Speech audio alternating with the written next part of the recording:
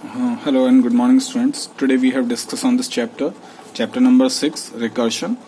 आप लोगों के वैकेशंस खत्म हो गए होंगे, तो आज से जो हम क्लास स्टार्ट कर रहे हैं इसमें हम लोग स्टार्ट करेंगे चैप्टर नंबर 6 से, रिकर्शन से। आप लोगों ने इससे पहले सारे टॉपिक्स पढ़े होंगे, chapter number 1, chapter number 2, chapter number 3, chapter number 4, chapter number 5। Step by step हम सारे चैप्टर्स पढ़ते आ रहे हैं। आप लोगों ने फाइल हैंडलिंग को अच्छे से पढ़ा होगा। अगर फाइल हैंडलिंग में किसी को कोई प्रॉब्लम है तो वो आप लोग मेरे साथ शेयर कर सकते हैं कि किस तरीके से हम लोग जो है फाइल्स को हैंडल करते हैं। वहां हमने 3 तरीके की फाइल्स के बारे में डिस्कशन किया था, like text file, binary files and CSV files. उनको किस तरीके से हम रीड करते हैं, किस तरीके से जो है हम लोग उसमें राइट करते हैं, अपेंड करते हैं, ये सारे फॉर्मेट्स हम लोगों ने देखे। तो आज हम जो टॉपिक देखने वाले हैं इस बुक में वो है सीबीएसई क्लास 12th का चैप्टर नंबर 6 रिकर्शन। इस टॉपिक में इस क्लास में हम लोग पढ़ेंगे introductions, recursive functions, how recursion functions and recursion in Python and recursion versus iterations.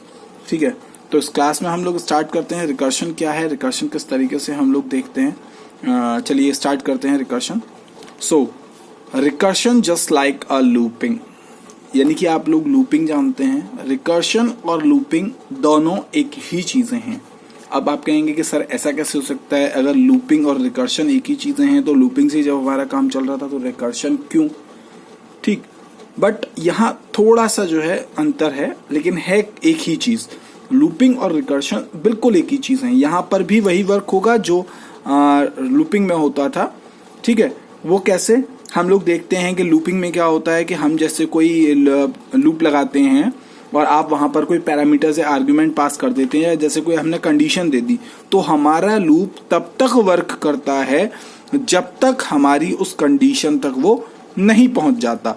यानी कि हमारे लूपिंग फंक्शन का यूज क्या होता है कि जो भी कंडीशन हम पास करते हैं, जैसे आप सब लोगों ने देखा होगा लूपिंग फंक्शन वगैरह आप लोगों ने लास्ट वीडियोस में, लास्ट चैप्टर्स में सबने पढ़े हैं, और आई थिंक आप लोग जानते भी होंगे कि लूपिंग फंक्शन क्या है।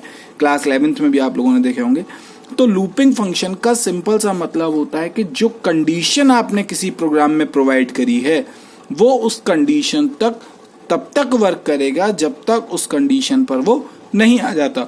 बट रिकर्शन में क्या होता है, रिकर्शन में वो उसी फंक्शन को बार बार कॉल करता है। देखिए मैंने यहाँ डेफिनेशन लिखी है रिकर्शन की, आप देख लीजिए। डेफिनेशन है when a function call itself, यानी कि ये अपने आप को ही, यानी कि जो भी फंक्शन है, आपने फंक्शन वाला चैप्टर अच्छे से पढ़ा होगा, आप सब जानते होंगे कि हम फंक्शंस में किस तरीके से वर्क करते हैं। फंक्शन आप सब जानते हैं, जैसे कि हम कोई फंक्शन बनाते हैं और वो तब तक वर्क नहीं करता जब तक हम उसे क्या करते हैं, कॉल नहीं करते हैं। कोई भी फंक्शन तब तक वर्क नहीं करता जब तक हम उसे कॉल नहीं करेंगे। तो then when a function call itself, वो फंक्शन कॉल करेगा खुद को, then this is called recursion. बार बार वो खुद को ही कॉल करेगा, उसको हम क्या कहेंगे, रिकर्शन कहेंगे। बस लूपिंग और रिकर्शन में यही बेसिक अंतर है। लूपिंग में आप एक कंडीशन अप्लाई करते हैं, वो वहां तक उसको लूप करता है, बट रिकर्शन में क्या होता है कि वो बार बार उसी को क्या करता है, कॉल करता है, रिपीट करता है। देखिए जैसे कि मैं आपको बताऊं क्या होता है। जैसे यहाँ मैं एक फंक्शन बना रहा हूं, मैंने एक डेफ फंक्शन बनाया, यहाँ पर मैंने एक फंक्शन दिया डेमो, और उसके बाद मैंने यहाँ कुछ स्टेटमेंट्स लिखे, और यहाँ मैंने क्या किया है, डेमो को कॉल कर दिया है। देखिए यहाँ की जगह मैं अगर यहाँ लिखता हूँ, बात यहाँ लिख देता हूँ उसको, सपोज दैट, इसको अभी आप थोड़ा सा वो कर लीजिए। जैसे मैं अब यहाँ करता हूँ, डेमो को कॉल करता हूँ, तो क्या होगा, अब ये क्या करेगा, ये इसको क्या करेगा, कॉल करेगा। कॉल अगेन एंड अगेन, यानी कि अगर यहाँ है और अगर मैं यहाँ कोई दूसरा फंक्शन लिख देता हूँ, सपोज दैट, अब इसको आप थोड़ी देर के लिए छोड़ दीजिए, अगर यहाँ लिखा हुआ है तो वो किस तरीके से वर्क करेगा इसे समझ लीजिए कि हमने यहाँ काम किया, यहाँ आया, ठीक, फिर वो यहाँ आएगा, फिर वो यहाँ आएगा, देन वो इस लाइन को पढ़ेगा, तब भी वो क्या करेगा, यहीं जाएगा, फिर से वो इसको कॉल करेगा। ठीक, यहाँ से मैंने कॉल किया, वो इसने इस फंक्शन को वर्क दिया, ठीक है, इसने इसको कॉल किया, स्टेटमेंट्स को पढ़ा, सारे स्टेटमेंट्स पर वर्क किया, लेकिन फिर यहाँ भी तो आएगा जब यहाँ मैंने दिया हुआ है, तो वो क्या करेगा, कॉल करेगा again and again. This is called recursion. यानी कि लूपिंग और रिकर्शन में बेसिक अंतर सिर्फ इतना है। ये एक इंट्रोडक्शन वीडियो है, इसमें हम सिर्फ अभी इंट्रोडक्शन पढ़ेंगे कि क्या होता है रिकर्शन, रिकर्शन कितने तरीके के होते हैं, किस तरीके से वर्क करते हैं, जनरल एक उसको हम रेंज क्या देते हैं, आप उस तरीके से समझिए। और अगर किसी ने फंक्शन का चैप्टर नहीं पढ़ा है तो मैं सब लोगों को जो है रिक्वेस्ट करूंगा कि आप लोग सबसे पहले फंक्शन वाले चैप्टर को पढ़ लें अच्छे से, तभी आपको ये चैप्टर और अच्छे से समझ में आएगा। और इंटरेस्टिंग चैप्टर है और इम्पॉर्टेंट चैप्टर है, प्लीज अवॉइड मत करिएगा कोई भी वीडियो, ठीक है। When a function call itself, यानी कि फंक्शन कॉल करेगा अपने आप को, यानी कि जैसे मैंने एक बार यहाँ कॉल किया, फंक्शन को कॉल कर दिया, फंक्शन को कॉल करने के बाद जब वो आगे बढ़ेगा तो देन यहाँ से फिर कॉल करेगा, फिर वो यहीं आएगा, फिर वो कॉल करेगा, फिर वो यहीं आएगा, फिर वो कॉल करेगा, फिर वो यहीं आएगा। तो this is called recursion. Recursion होता है ये, जैसे कि देखिए आपकी बुक में भी दिया हुआ है, recursions refer to programming techniques in which function call itself either directly or indirectly, यानी कि वो क्या करेगा, इटसेल्फ खुद को कॉल करेगा, चाहे वो डायरेक्ट हो चाहे वो इनडायरेक्ट हो। अब देखते हैं हम रिकर्शन होते कितने तरीके के हैं। चलिए उससे पहले मैं एक बार आपको आपके बुक के कुछ एग्जांपल्स दिखा देता हूं कि रिकर्शन क्या है, कैसे है। सो ये देखिए रिकर्सिव फंक्शंस, यानी कि मैंने एक फंक्शन दिया ए, ठीक है, डेफ एक फंक्शन दे दिया यहाँ पर, function A is calling another function B, यानी कि अब क्या हो रहा है कि फंक्शन ए जो है वो कॉल कर रहा है किसको, फंक्शन बी को। यहाँ पर क्या हो रहा है, function A is calling function B, यहाँ पर recurse function itself calling itself, now function A is called itself from its own function body, so it is the recursive function now, यानी कि रिकर्सिव है, ये दूसरे को कॉल कर रहा है, ये भी सेम को कॉल कर रहा है, यहाँ पर ये बी को कॉल कर रहा है और ये ए को कॉल कर रहा है, यानी function A calling B and which calls A, यानी कि ये क्या कर रहे हैं, आपस में दूसरे को कॉल कर रहे हैं। तो यानी कि ये क्या है, फंक्शन है। अब इसका भी मैं बताता हूं कि इसमें क्या डिफरेंसेस हैं। चलिए आपको, जैसा कि मैंने आपको बताया कि फंक्शन अपने आप को ही बार बार कॉल करेगा, उससे हम क्या कहते हैं, रिकर्शन कहते हैं। अब देखिए रिकर्शन होते कितने तरीके के हैं। रिकर्शन बेसिकली दो टाइप्स के होते हैं, जो आपकी बुक में आपको प्रोवाइड किए गए हैं वो 2 टाइप्स के रिकर्शन बताए गए हैं। पहला बताया गया है डायरेक्ट रिकर्शन और दूसरा बताया गया है इनडायरेक्ट रिकर्शन। अब इसमें दोनों में डिफरेंसेस क्या है ये हम लोग देख लेते हैं। डायरेक्ट रिकर्शन और इनडायरेक्ट रिकर्शन में डिफरेंसेस क्या है।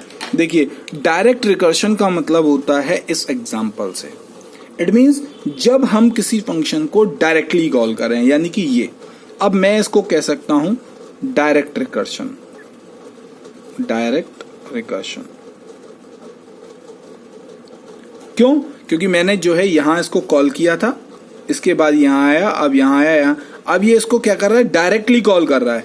यहीं से ये क्या कर रहा है, इसको डायरेक्टली कॉल कर रहा है। जब कोई फंक्शन किसी को डायरेक्टली कॉल करे, यानी खुद से ही कॉल करे, अपने पार्ट ऑफ बॉडी से ही कॉल करे, तो उसे हम क्या कहेंगे, डायरेक्ट रिकर्शन कहेंगे। यानी कि वो अपनी बॉडी, अपने डेफिनेशन, यानी कि जो उसने डेफिनेशन दी हुई है, जो उसने फंक्शन दिया हुआ है, डेफ फंक्शन में जो हमने फंक्शन दिया हुआ है, उसी के अंदर से वो उसको कॉल कर रहा है, तो वो क्या है, डायरेक्ट रिकर्शन है। इट मींस अब ये इसको इसके अंदर से इटसेल्फ खुद ही कॉल कर रहा है, यहीं से, अब यहां तक आ भी नहीं रहा, एक बार कॉल हो गया। अब इसको हम छिपा भी देते हैं, सपोज करिए इसको हम नहीं भी लिखते, शुरुआत में ही नहीं लिखते, तो क्या है, यहां से कॉल करता, यहां से एक बार इसको कॉल कर दिया, यहां ये आ गया। अब क्या कर रहा है, ये इसको यहां से डायरेक्टली बार बार क्या कर रहा है, कॉल कर रहा है। इसीलिए मैंने लिखा call again and again. This is called direct recursion. Direct recursion और इनडायरेक्ट रिकर्शन में सिर्फ इतना ही अंतर है। जैसे कि देखिए ये दिया हुआ है, function again calling, direct recursion, यानी कि फंक्शन एक बार यहां से कॉल हो गया, ये देखिए यहां से आ गया, फंक्शन कॉल किया, अब यहां आया, यहां आया, यहां आया, यहां, अब फिर से कॉल हो गया, डायरेक्टली रिकर्शन कर रहा है। ठीक, ये होता है डायरेक्ट रिकर्शन। दूसरा देखते हैं इनडायरेक्ट रिकर्शन। अब देखिए इनडायरेक्ट रिकर्शन का क्या मतलब है और इनडायरेक्ट रिकर्शन कैसे होता है, यहां आप इसे समझ लीजिए। इनडायरेक्ट रिकर्शन का मतलब होता है कोई भी फंक्शन खुद को खुद से डायरेक्टली कॉल न करे। इट मींस वो किसी दूसरे के थ्रू कॉल हो, जैसे कि मैंने यहां देखिए दिया हुआ है। अब मैं आपको यहां दिखाता हूं, मैंने यहां एक फंक्शन दिया हुआ है डेमो नाम से, यहां जैसे मैंने कुछ स्टेटमेंट्स पास कराए। अब मैंने यहां क्या दिया, डेमो 1 को कॉल किया है मैंने, यहां मैंने दिया डेमो 1, एक फंक्शन कॉल कर दिया।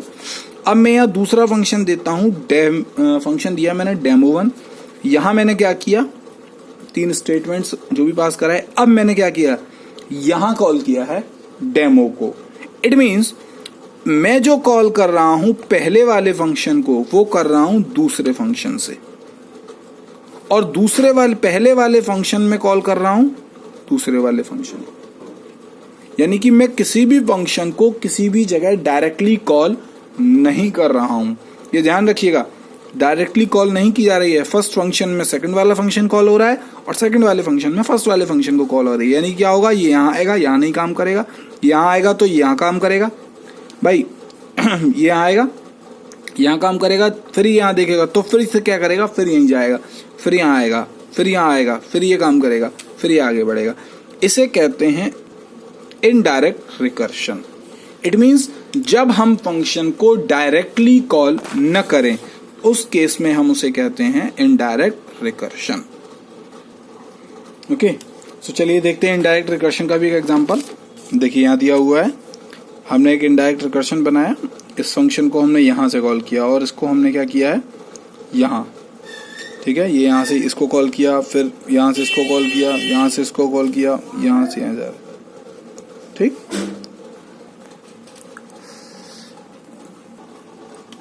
यहीं पर मैं आपको ये भी बता देना चाहूंगा कि देखिए होता क्या है, जब हम रिकर्शन को देखते हैं और जब हम इस तरीके का कोई फंक्शन बनाते हैं तो इन फंक्शन का कोई लास्ट एंड नहीं होता है और वो प्रोग्रामिंग बेकार है। इट मीन्स सपोज करिए हम किसी फंक्शन को यूज कर रहे हैं, अब जब हमने यहाँ कोई कंडीशन पास नहीं की है तो अब हमारा प्रोग्राम रुकेगा कहाँ, ये हमारे आगे एक सवाल उठता है। भाई लूपिंग में क्या होता था कि लूपिंग में हम लोग एक कंडीशन पास करते थे, लूपिंग में हमने कंडीशन पास कर दी तो हमारा प्रोग्राम क्या करता था, उस कंडीशन तक जाता था और वो जो है स्टॉप कर जाता था, यानी कि टर्मिनेट हो जाता था। बट यहाँ ऐसा नहीं है, वहां हम लोग यहाँ हम लूपिंग फंक्शन तो यूज कर नहीं रहे हैं, हम किसी तरीके का कोई जो है स्टेटमेंट तो दे नहीं रहे हैं, कोई आर्ग्यूमेंट तो पास करा नहीं रहे हैं, कोई कंडीशन तो लगा नहीं रहे हैं जिससे हमारा फंक्शन जो है वो रुकेगा। तो यहाँ पर हम लोग जो है वो देखते हैं एक नोट है कि किसी भी प्रोग्राम को रोकने के लिए, इट मीन्स इस तरीके की कंडीशंस को रोकने के लिए जिस फंक्शन का हम यूज करते हैं उसे हम कहते हैं बेस केस, इसे हम कहते हैं base case. This is the condition or case when recursion stop. It means जब भी हमें अपने रिकर्शन को स्टॉप करना है, उस कंडीशन को या केस को, जिस चीज को हम रिपीट करा रहे हैं या जिस फंक्शन को हम रिपीट कर रहे हैं, बिकॉज जब तक हम जो है कोई पैरामीटर्स या कोई आर्ग्यूमेंट नहीं देंगे तब तक हमारा रिकर्शन जो है वो स्टॉप तो होगा नहीं, वो तो चलता रहेगा, क्योंकि हमने किसी तरीके की जो है कोई वहां पर वैल्यू तो दी नहीं है। अब वैल्यू नहीं दी है यानी कि कोई आर्ग्यूमेंट पास नहीं कराया है, तो क्या होगा, हमारा प्रोग्राम जो है वो एज प्रॉपरली वर्क करता रहेगा, बार बार रिपीट करता रहेगा। तो देन हम क्या करते हैं, वहां पर यूज करते हैं बेस केस। अब इसको क्या कहते हैं, देखिए मैंने यहाँ लिखा हुआ है recursion is exceed an a platform dependent. देखिए होता क्या है, रिकर्शन के केस में ये प्रोग्राम एक टाइम के बाद जाकर ऑटोमेटिकली स्टॉप होता है। पहली चीज तो ये समझ लीजिए, वो ऐसा होता है, इसलिए होता है कि पाइथन में रिकर्शन जो है वो प्लेटफॉर्म डिपेंडेंट होता है। प्लेटफॉर्म डिपेंडेंट का मतलब होता है आप जो भी प्लेटफॉर्म यूज कर रहे हैं, इट मीन्स आप जो भी विंडो यूज कर रहे हैं, चाहे वो विंडो एक्सपी हो, विंडो 7 हो, विंडो 8 हो, विंडो 10 हो, वो उस पर डिपेंडेंट होता है। उसी को हम कहते हैं base case. It means the above functions, function 1 and function 2 will be keep calling another infinitely and the entire memory will be used up, no stop। यानी कि entire memory यूज होगी, वो स्टॉप नहीं होगा। Python will report following run time error, वो एक run time error देगा। क्या होगा, रन टाइम एरर। ये कब देगा, जब पाइथन को ये लगेगा कि जिस ऑपरेटर को या जिस प्लेटफॉर्म को वो यूज कर रहे हैं उसकी कैपेसिटी खत्म हो चुकी है, यानी कि उसके डिपेंडेंट है, वो अपने किसके प्लेटफॉर्म के डिपेंडेंट है, और उसे जैसे ये फील होगा कि हाँ अब ये यहां से आगे नहीं जा सकता है, तो वो क्या करेगा, एक एरर पास करेगा, run time error, maximum recursion depth exceed. यानी कि जो भी रिकर्शन की मैक्सिमम डेप्थ थी वो क्या कर गई है, एक्सीड कर गई है। उससे पहले क्या होता है, उसे हम क्या कहते हैं, देखिए राइट और सेंसिटिव रिकर्सिव कोड किस चीज को बोलते हैं, is the one that fulfil following requirement. यानी कि एक पर्सन या तो हमें राइट या सेंसेबल, दोनों आप अच्छे से समझते हैं, दोनों का मतलब सही और जिम्मेदार एक ऐसा कोड हमें देना पड़ेगा। वो क्या होता है, उसे हम कहते हैं base case. It must have a case, इस तरीके के केस में, हुज रिजल्ट इज नोन और computed without any recursive calling the base case. The base case must be reachable for the argument and parameter, यानी कि जो base case है उसी को हम एक आर्ग्यूमेंट या पैरामीटर कह सकते हैं जहां तक आपका जो है रिकर्शन जाएगा। It is also have recursive case where by function call itself later sections, section 6.4 आगे इसको हम देखेंगे।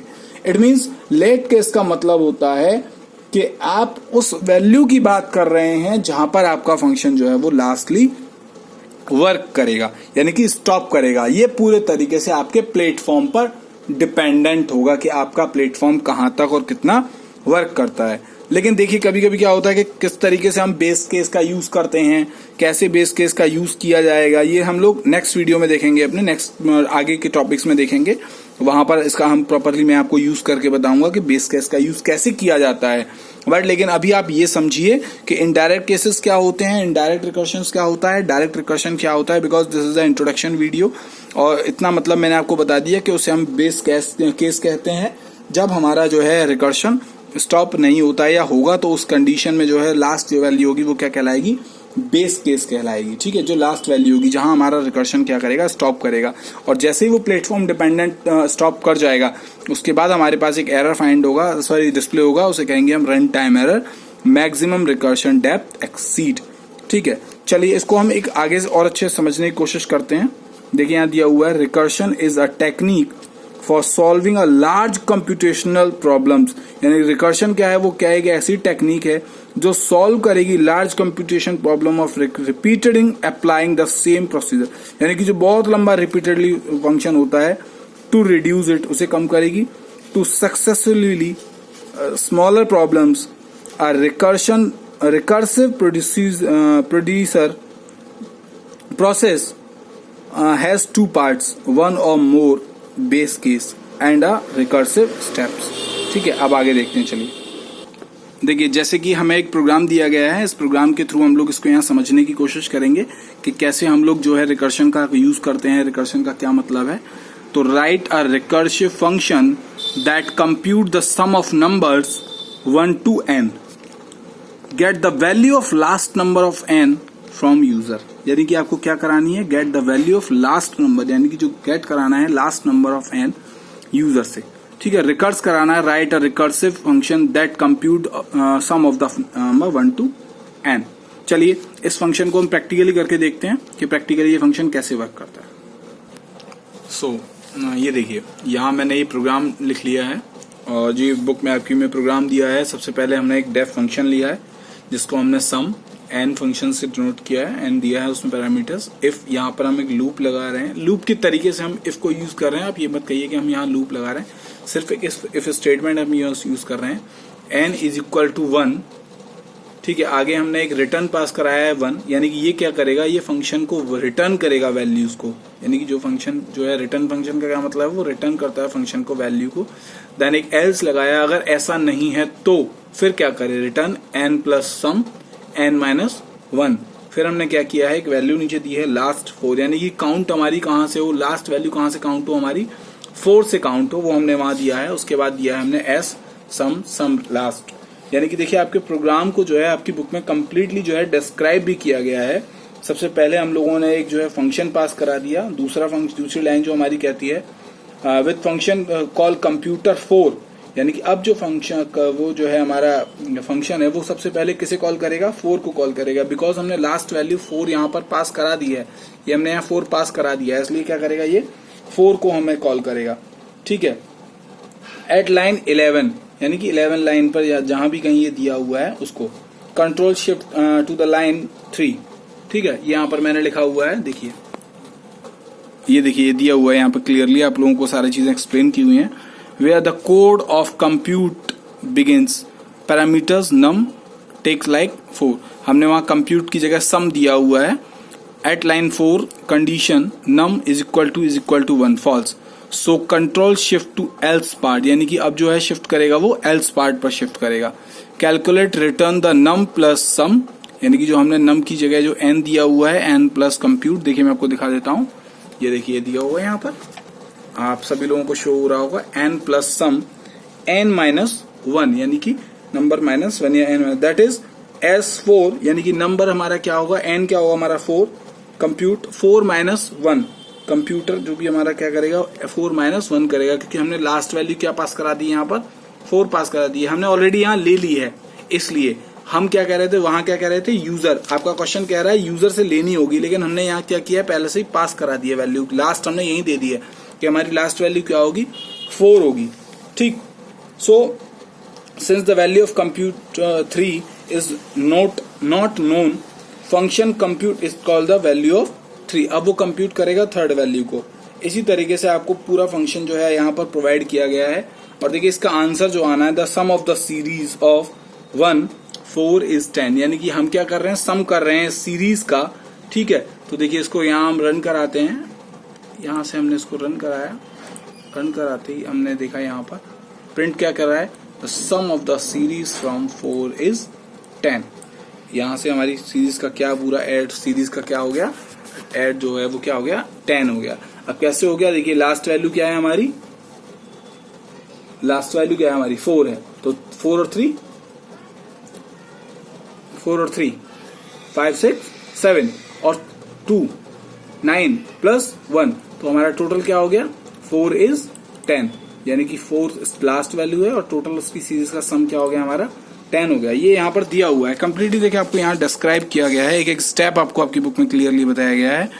So the compute is again call the value of 3, again वो कॉल करेगा नम यानी कि वो नंबर्स, यहाँ नम मैंने दिया हुआ, यहाँ नम लिया हुआ है मैंने, वहाँ n लिया हुआ है, टेक्स वैल्यू 3 इन लाइन 4, वो दोबारा से टेक करेगा वैल्यू को, फिर दो वैल्यू को लेगा 2 को लेगा, फिर वैल्यू को 1 को लेगा, इसी तरीके से सारी वैल्यूज को वो एग्जीक्यूट करेगा, एक एक बार रिपीट करेगा, देन लास्ट में क्या देगा, हमको ऐड करके देगा values, 4 plus 6 is equal to 10।